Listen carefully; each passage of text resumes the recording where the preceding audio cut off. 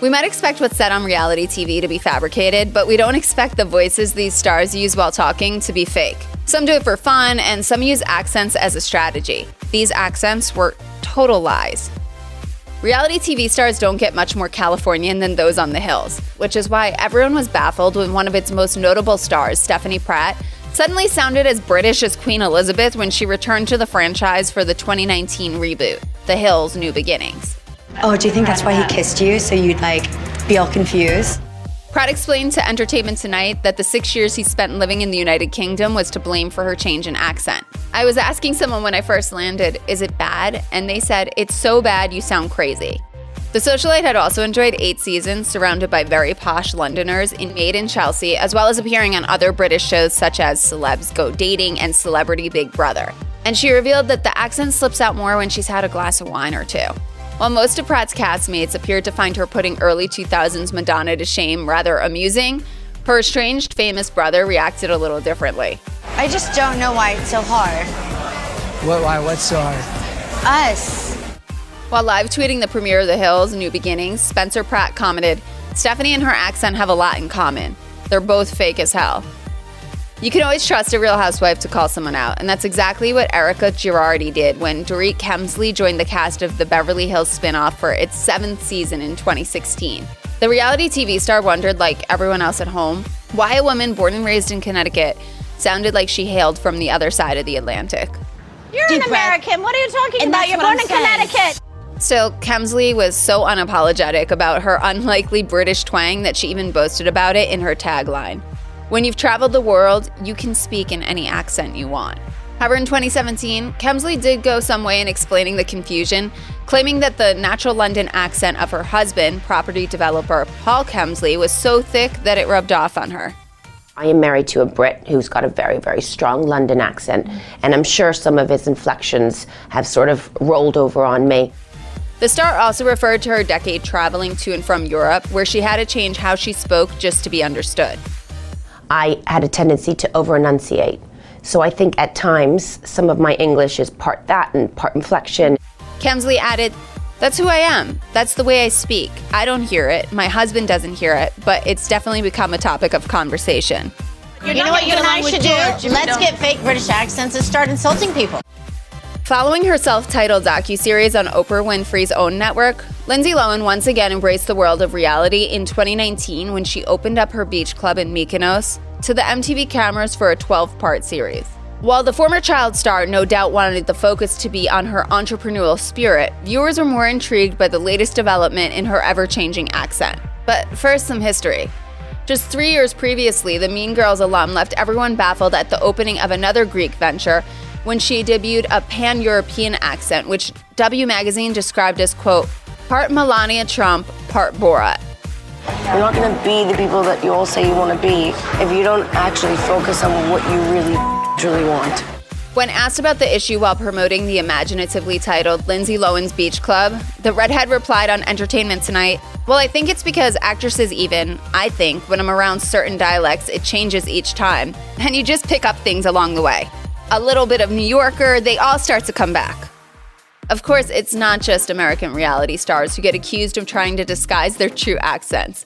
Georgia Toffolo of Made in Chelsea, essentially the UK's answer to The Hills, shot to fame as the poshest new girl on the block. But it turns out she might not be as high society as she presents. But the difficulty in that is when you spend time with someone in the manner that we have been, you do develop certain feelings.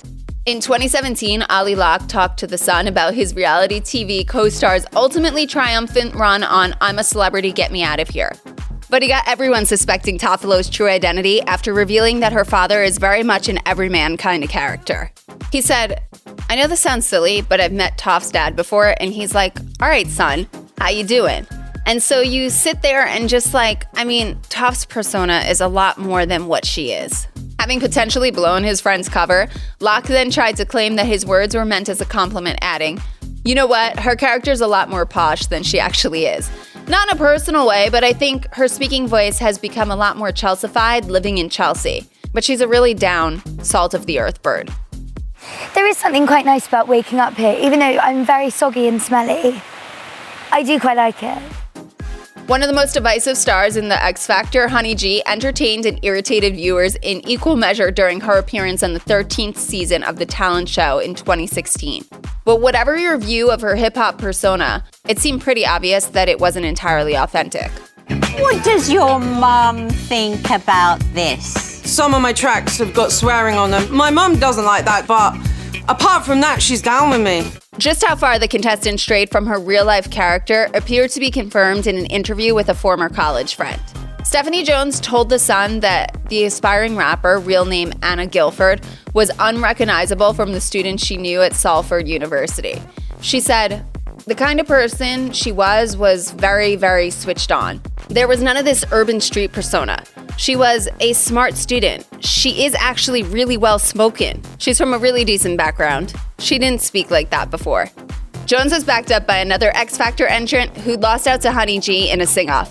Ryan Laurie said while sharing a house with the rest of the series' aspiring pop stars, he noticed that the rapper's accent would constantly shift. He explained, "The accent changes. It's like sometimes she'll be really posh and then other times she's like the street talk."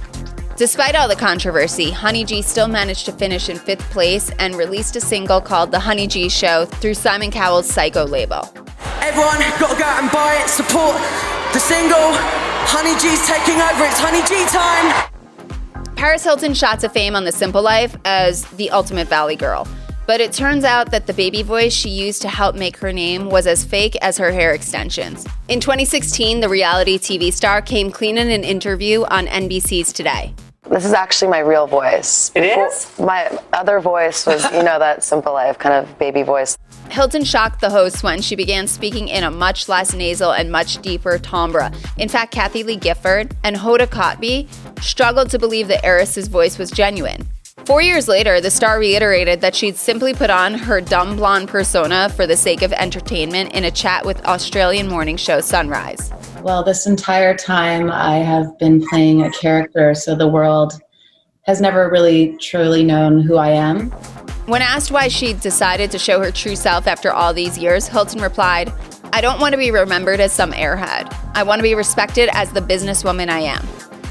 Unless you knew Made in Chelsea star Ashley James before she was 8 years old, it's unlikely that you know that her posh London accent wasn't real. The reality TV star actually hails from Newcastle in the north of England, but changed her strong Geordie accent to fit in at boarding school. Well, I do think it's so important that anyone with a voice should be using it to show that flaws are normal and diet pills are not acceptable. James, who also joined the likes of R&B star Genuine and Drag Race alum Courtney Act on the UK's 21st season of Celebrity Big Brother, has freely admitted to hiding her true accent. In 2018, she told The Sun, "I should have a Geordie accent. My parents have a Geordie accent. I used to get bullied for being the not posh one, so I put on a fake posh accent and it's stuck with me all these years." The star, who reportedly had an on-off relationship with Little Britain comedian David Walliams, might not sound like a Newcastle native anymore. However, James insisted that she never want to hide her background, adding, "My dad works on the motorways and my mum is a hairdresser. I'm proud of being working class." When she auditioned for the 11th season of the X Factor UK in 2014, Chloe Jasmine said she was the poshest girl you could meet. "This is a dream. I love this. I love this dream. I don't want to wake up." And she might have got away with such a boast had she not tried out for the same show 8 years previously with a completely different accent. Jasmine looked like she could have been a Made in Chelsea star when she rocked up to showcase her singing talent in front of Simon Cowell for the second time. However, Jasmine's mother soon leapt to her defense once the original audition tape had been unearthed. In an interview with Wells Journal, Denise Jasmine explained, "Everyone is fascinated by my daughter's accent and whether it's fake or not. But it's definitely real. When she was about 11, she attended Tina Witham's drama school and had speech lessons with her. That's where the accent comes from." Viewers of the UK's I'm a Celebrity, Get Me Out of Here were left both emotional and baffled when John Barrowman reunited with his parents upon his 2018 exit. The Torchwood star had spoken with his familiar American twang during his journey to 3rd place on the jungle-themed reality show. But he suddenly sounded very Scottish during his tearful meeting with Mom and Pop. And I'm saying right now, everyone, in case you complain to Ofcom, I'm speaking Scottish. In Barrowman's defense, there's a perfectly reasonable explanation as to why his accent repeatedly jumps to the other side of the Atlantic. As he explained on Lorraine a year later, "When I'm with my mom and dad, my brother and sister, I speak Scottish. Anybody who is Scottish, I will speak with a Scottish accent. Because you are privileged, and also because when I was a kid, when I moved to the States, I was bullied. So anybody who doesn't speak Scottish, I speak with an American accent." Sister Carol backed up these claims, describing the bullies as, quote, unkind and aggressive. She also revealed that the multi-talented entertainer couldn't even find refuge in his drama class. She said, "A lot of the kids couldn't understand what he was saying. They would harass him a lot." Change, if it's thrown in front of me and is done very quickly, it upsets me and freaks me out. From the blonde queefs drowned in hair gel to their outlandish matching jackets to what some felt was a complete inability to hold a tune or perform a dance step in time, Jedward tested even the most patient viewers of the X Factor UK's 6th season in 2009. But for some, the identical twin brothers' biggest apparent crime against entertainment was their pseudo-American accent. Indeed, despite hailing from the Irish capital of Dublin, John and Edward Grimes spoke with a faux Californian twang from the moment they first auditioned in front of a bewildered Simon Cowell. Guys, why are you talking in American accents? The way it sounds over a microphone. No. I can't talk like this, I go... No, guys, you're from Ireland. Be Irish. And they didn't let it slip during the live stages, where they eventually finished in a credible 6th place. Not very good and incredibly annoying.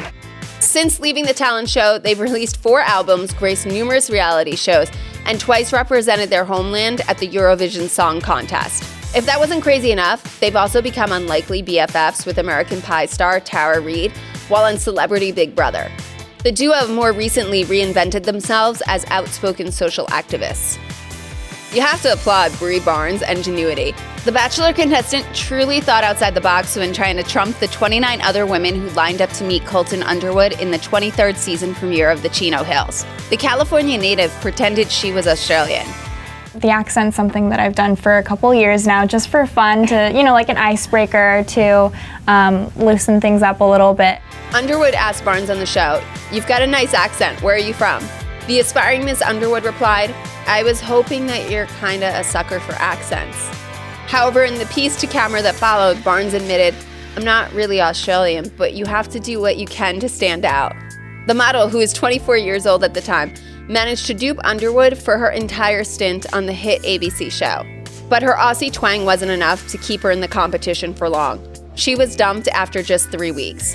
Undeterred, Barnes went on to grace spin-off Bachelor in Paradise, only this time she stuck to her own Southern California drawl.